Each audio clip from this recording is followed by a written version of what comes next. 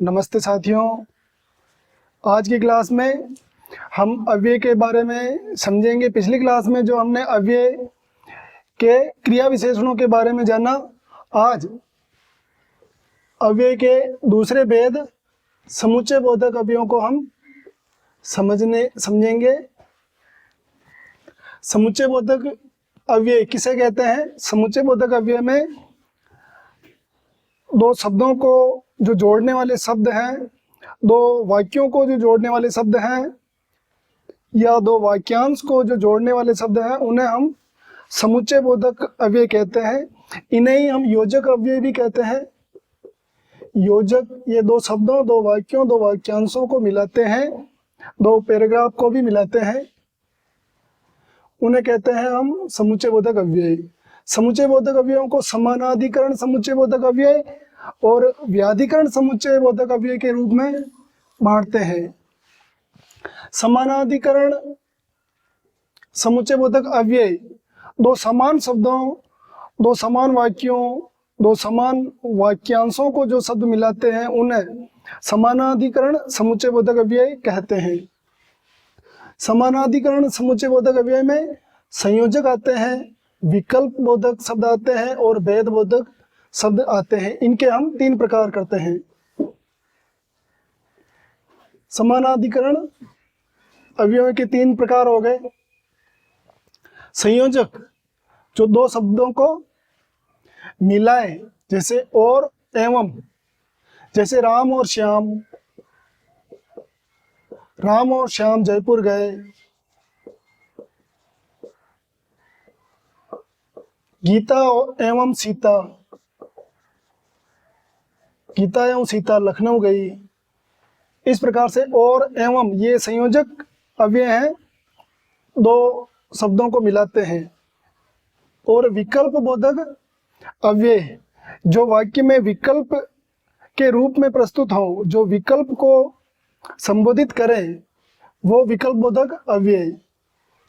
जैसे अथवा या, तुम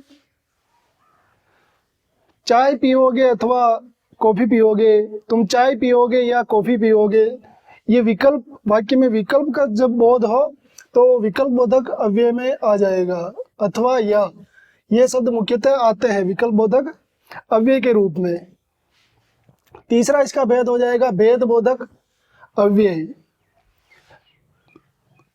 भेद बोधक अव्यय में परंतु, यद्यपि, तथापि, चाहे, तो भी ये शब्द आते हैं। जैसे राम पढ़ने में होशियार है परंतु खेलने में नहीं, ये भेद हो गया। और जैसे यद्यपि, जैसे राम गुणवान है यद्यपि वह नहीं पढ़ता। तथापि, मोहन खेत पर जाता है तथापि उसकी फसल अच्छी नहीं हुई। चाहे, तो भी, इस प्रकार के जो शब्द हैं वो भेद बोधक अव्यय में आ जाएंगे। भेद बोधक अव्यय के भी हम चार भाग करते हैं। विरोध बोधक अव्यय, विरोध दर्शक अव्यय, परिणाम दर्शक अव्यय, संकेत दर्शक अव्यय, स्वरूप बोधक या स्वरूप दर्शक अव्यय। ये भेद बोधक के चार भाग हो जाएंगे। जो शब्द वाक्य में विरोध को दर्शाए वो विरोध दर्शक, जो परिणाम को दर्शाए वो परिणाम दर्शक, जो संकेत करे वो संकेत दर्शक भेद बोधक अव्यय, जो स्वरूप निर्धारित करे, किसी बात को स्पष्ट करे, वो स्वरूप बोधक, स्वरूप दर्शक भेद बोधक अव्यय में आ जाएंगे। जैसे आप देखो, विरोध दर्शक अव्यय में किंतु और परंतु ये शब्द आ जाएंगे। किंतु जैसे राम मेहनती है किंतु पास नहीं हुआ, परंतु श्याम खेत पर जाता है परंतु उसकी फसल अच्छी नहीं होती। ये विरोध दर्शाता है। पहला जो वाक्यांश है उसका विरोध दर्शाता है अगले आने वाले वाक्यांश से, और इन विरोध को जो दर्शाने वाले जो शब्द हैं वो शब्द कहे जाएंगे विरोध दर्शक अव्यय। और जो शब्द परिणाम को दर्शित करें, जैसे नहीं तो, इसलिए, अन्यथा, तुम पढ़ लो नहीं तो फेल हो जाओगे, ये परिणाम दर्शा रहा है, नहीं तो, इसलिए। जैसे मोहन को पास होना है इसलिए वो पढ़ रहा है, तो ये परिणाम है। पढ़ क्यों रहा है? क्योंकि उसको पास होना है इसलिए। और अन्यथा, पढ़ लो अन्यथा फेल हो जाओगे, ये परिणाम दर्शक अव्यय में आ जाएंगे। जो शब्द संकेत करें वो संकेत बोधक, भेद बोधक अव्यय में आ जाएंगे। यद्यपि, तथापि, यदि तो, चाहे तो भी। संकेत बोधक अव्यय में ये जो शब्द हैं, ये दो दो शब्द साथ में आते हैं, जैसे यद्यपि, तथापि। यद्यपि मोहन बुद्धिमान है, तथापि नहीं पढ़ता, ये संकेत दर्शा रहा है। और यदि और तो, यदि तुम मेहनत नहीं करोगे तो फेल हो जाओगे।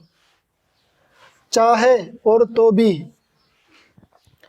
चाहे तुम कितने भी पैदल चल लो, 1000, तो भी तुम 1000 किलोमीटर की दूरी तय नहीं कर सकते, ये संकेत है।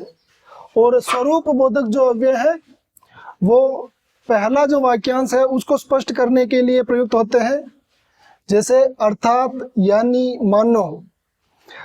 अब जैसे अर्थात का हम उदाहरण देखें तो अर्थात का उदाहरण हो जाएगा, मोहन कमल के समान है, अर्थात कोमल है। और यानी, यह पुस्तक अच्छी है, यानी इसमें जो तथ्य हैं वो बढ़िया दिए हुए हैं। इस प्रकार से जो स्वरूप निर्धारित करें, जो पहली बात को स्पष्ट करने वाले जो शब्द हैं वो स्वरूप बोधक में आ जाएंगे। अब मानो राम चंद्रमा है, मानो नहीं राम सुंदर है, मानो चंद्रमा हो। तो हम समुच्चय बोधक जो अव्यय है उसको दो भागों में बांटते हैं। पहला समानाधिकरण समुच्चय बोधक अव्यय, दूसरा व्याधिकरण समुच्चय बोधक अव्यय। और समानाधिकरण समुच्चय बोधक अव्ययों को हम संयोजक, विकल्प बोधक और भेद बोधक में बांटते हैं। और भेद बोधक अव्ययों को विरोध दर्शक, परिणाम दर्शक, संकेत दर्शक और स्वरूप दर्शक में बांटते हैं। इसी के साथ जय हिंद, स्वस्थ रहें, मस्त रहें, देश के विकास में सहयोग दें। अगले सेशन में हम समुच्चय बोधक अव्यय का ये जो व्याधिकरण समुच्चय बोधक अव्यय हैं इनको समझने का प्रयास करेंगे। जय हिंद।